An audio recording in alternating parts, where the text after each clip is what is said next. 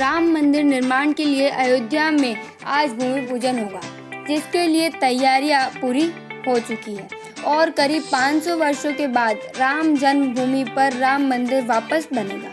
इसीलिए ये भारत के लिए न सिर्फ ऐतिहासिक बल्कि भावनात्मक तौर पर भी बड़ा दिन है।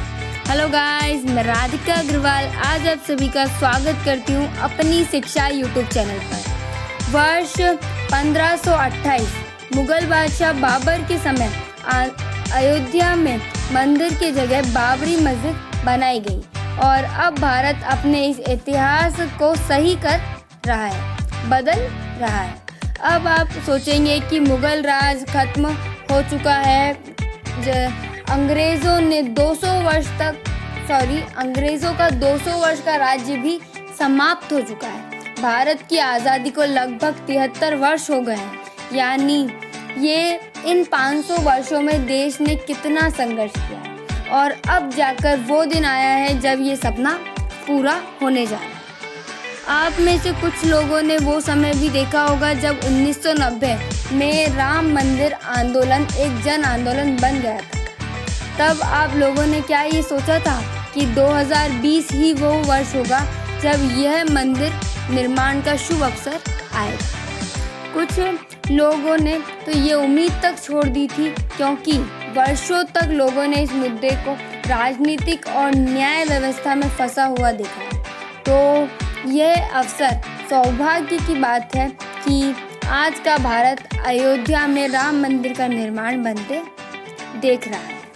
अगर आज़ाद भारत की बात करें तो आज़ादी के बाद ये दूसरी बार है जब इस तरह की किसी भव्य मंदिर का पुनः निर्माण होगा।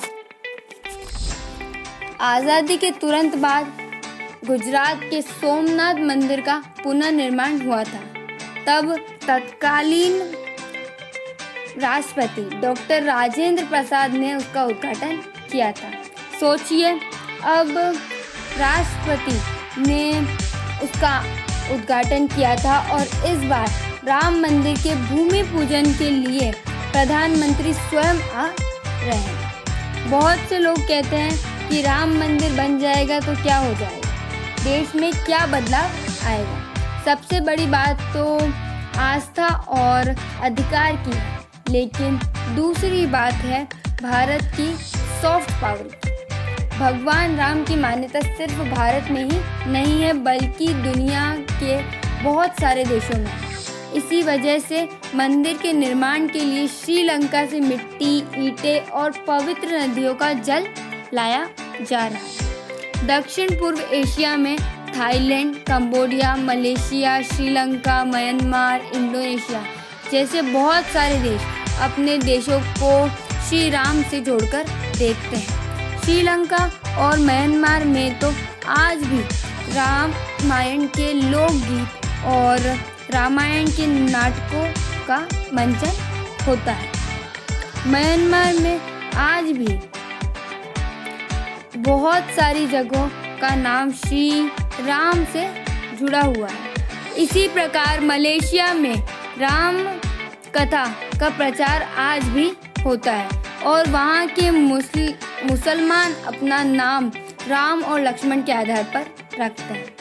थाईलैंड में तो भारत के समान राम की पादुका लेकर राज्य करने की मान्यता आज भी है और थाईलैंड के लोग आज भी अपने आप को राम का वंशज कहते हैं। कंबोडिया में भी आज तक रामायण का पाठ होता है। इसके अलावा 3 करोड़ भारतीय अलग अलग देशों में रहते हैं और लगभग श्री राम के पूजा करते हैं और उन्हें मानते हैं।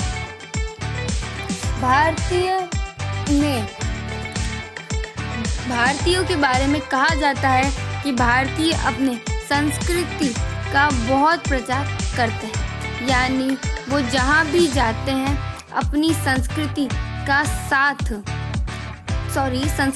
को साथ लेकर जाते हैं और ज़्यादा से ज़्यादा उसका प्रचार करते हैं।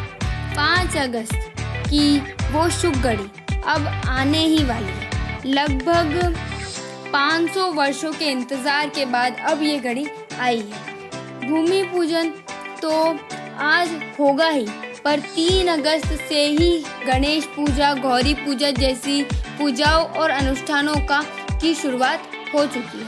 यही नहीं, 4 अगस्त को हनुमानगढ़ी मंदिर में निशान पूजा भी हो चुकी है और आज 12:40 और 8 सेकंड पर राम मंदिर का भव्य भूमि पूजन करने स्वयं प्रधानमंत्री नरेंद्र मोदी आएंगे।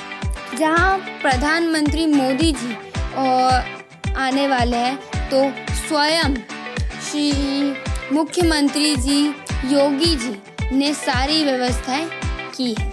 भूमि पूजन से पहले लगभग पूरी अयोध्या पीले रंग में रंगी हुई है।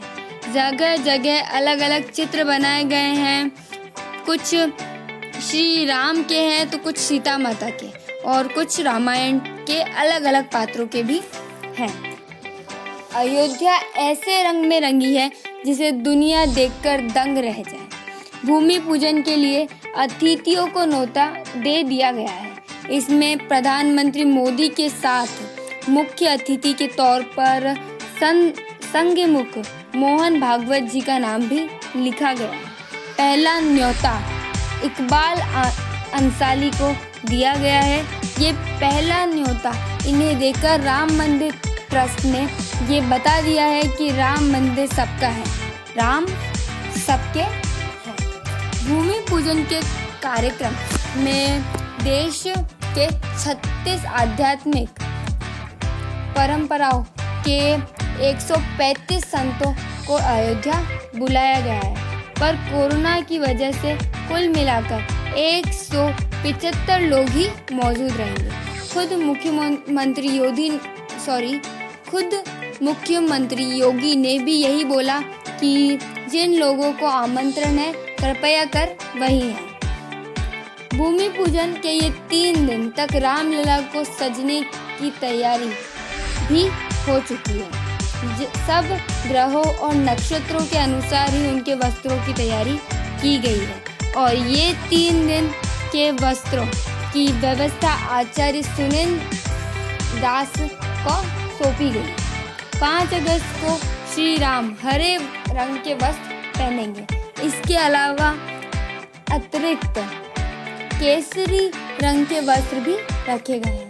आज से बड़ा दिन भारत के लिए क्या होगा, क्योंकि इतिहास में तो श्री राम 14 वर्ष के वनवास के बाद लौटे थे, पर इस बार भारत में श्री राम 500 वर्ष के वनवास के बाद लौट रहे हैं। तो इसी के साथ हम आपसे विदा लेंगे। So thank you so much guys.